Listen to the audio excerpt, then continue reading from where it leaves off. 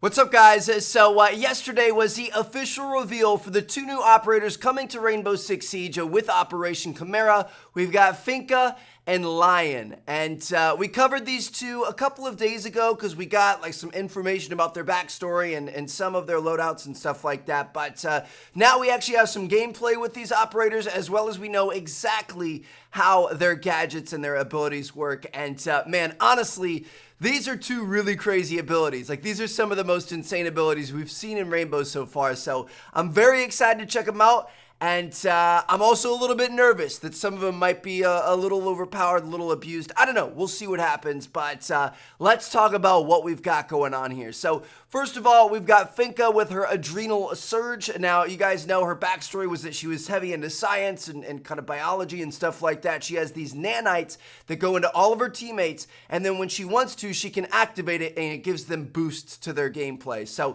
she actually gets to do this twice per round, and she just kind of clicks a little button.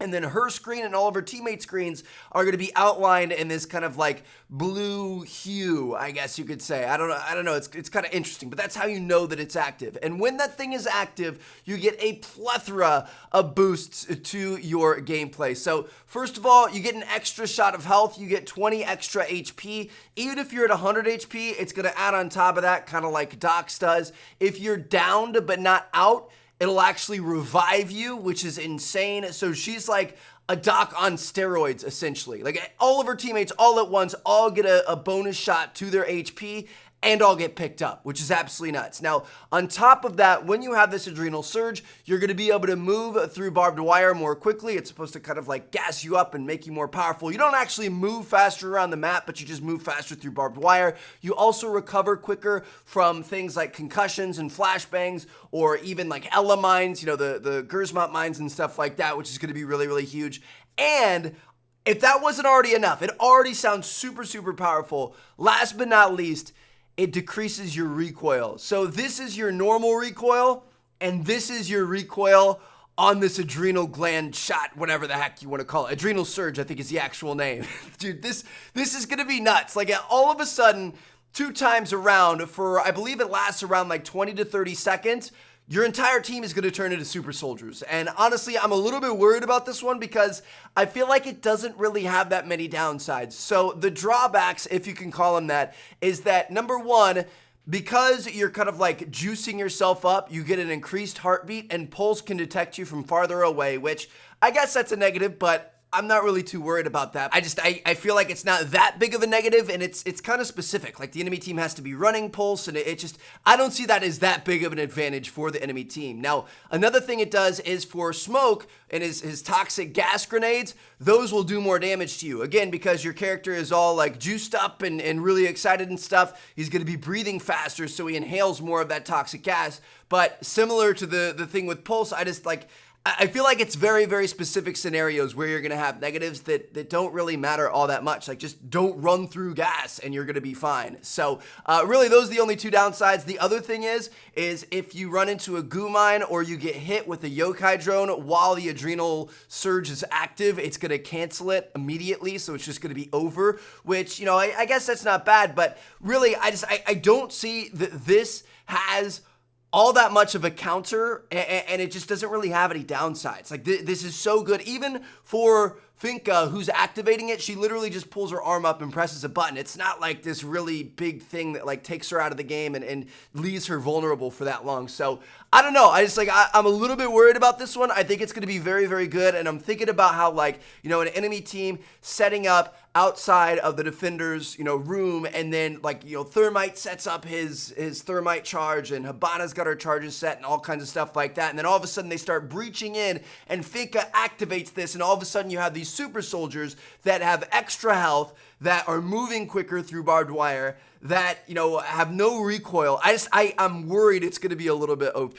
but we'll have to wait and see what happens. Now, moving on to Lion. He's really, really interesting here, guys. So we were a little bit off about what we were assuming how his ability was going to work. His ability is actually an indestructible aerial drone. So it kind of like sits up above the map, and 3 times per match, he can activate this drone. It's going to scan the entire map, and it's going to reveal the enemy locations. Now, when I say reveal locations, we're talking about Cav on steroids, because it's going to give you a full red outline live in real time of the enemy. You're going to be able to essentially have full-on wall hacks for, I think it lasts around 4 seconds, 3 times per round, which obviously is going to be very, very, very powerful. Now, this one, unlike Finka's, does have some pretty big drawbacks though. And even though this sounds crazy, and it sounds really, really OP, I honestly think this is the weaker of the 2 abilities. First of all, when you go to scan, it actually gives your team and the enemy team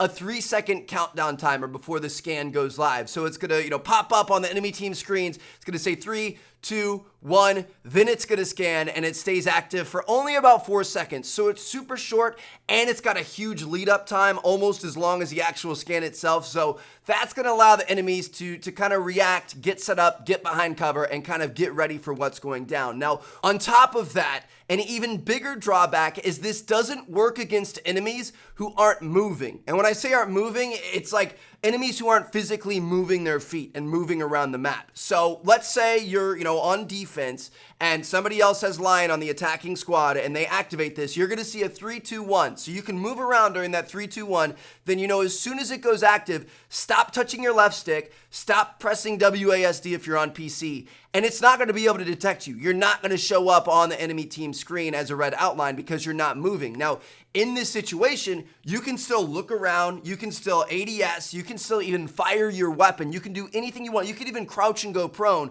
but as long as your feet aren't moving, you're not going to show up. And this, I feel like, it kind of kills the ability. And it has to be drawn back in some way. It has to have kind of a backside, because if it was just a straight up wall hack for 4 seconds a match, that would be completely OP. But I feel like the fact that if you're not moving, you can't be detected, I just feel like it's going to be really, really tough to use this ability on offense, because you're going to activate it. You're going to think about hopping in a window, and when you see that there's no red outline in that room, you're going to assume that it's clear.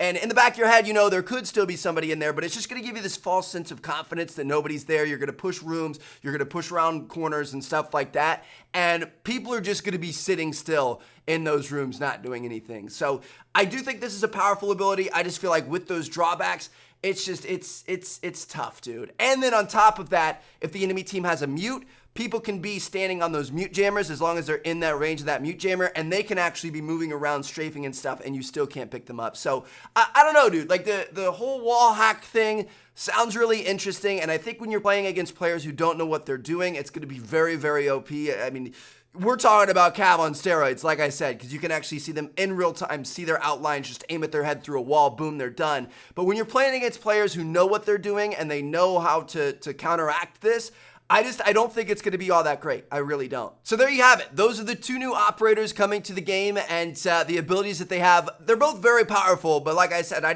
think Finka's is going to be a little bit better. Let me know what you guys think down in the comments. Drop a like on the video if you guys enjoyed. I believe we're going to be getting a reveal for the Outbreak mode, the brand new co-op mode, coming to Rainbow later today. So when that comes out, I'm going to make a video breaking it down, talking about it. I'll have that up for you guys probably later tonight, probably around 8 or 10 p.m. Eastern time. And thank you guys so much for watching. I'm going to catch you guys later. Peace out.